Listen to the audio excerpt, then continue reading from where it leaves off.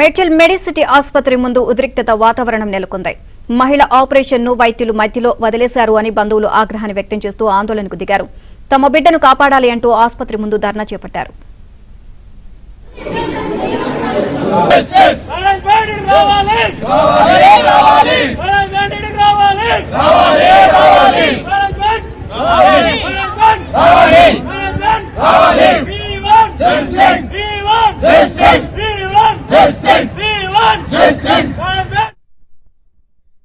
అలియాబాద్ గ్రామానికి చెందిన పుష్పలత కొద్ది రోజుల క్రితం హెర్నియాతో ఆసుపత్రిలో చేరింది. అన్ని టెస్టులు చేసిన వైద్యులు ఆపరేషన్ చేస్తామని చెప్పారు. సర్జరీ చేస్తూ సరైన పరికరాలు లేవని మధ్యలో వదిలేశారు.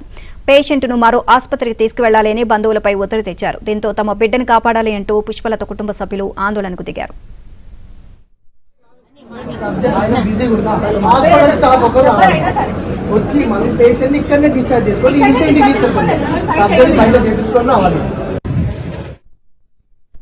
ట్రీట్మెంట్ లేదు.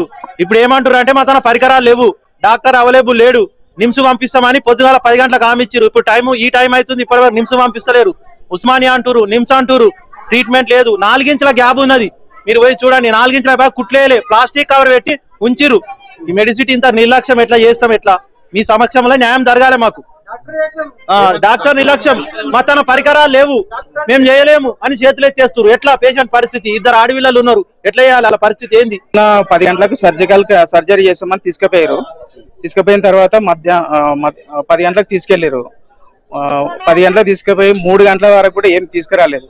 తర్వాత 3 గంటలకు వచ్చి సగం కట్ చేసారు, ఓపెన్ చేసారు. సర్జరీ చేసిన తర్వాత బయటకు వచ్చి కొంచెం ప్రాబ్లం అవుతుంది పేగు, అది మాతో అవ్వట్లేదు అని చెప్పి అప్పుడు వచ్చి డాక్టర్ చెప్తున్నాడు. ఇక అప్పటి నుంచి ఇప్పటి వరకు ఏం ట్రీట్మెంట్ చేయాలి, అట్లనే పేషెంట్ అట్లే పెట్టారు.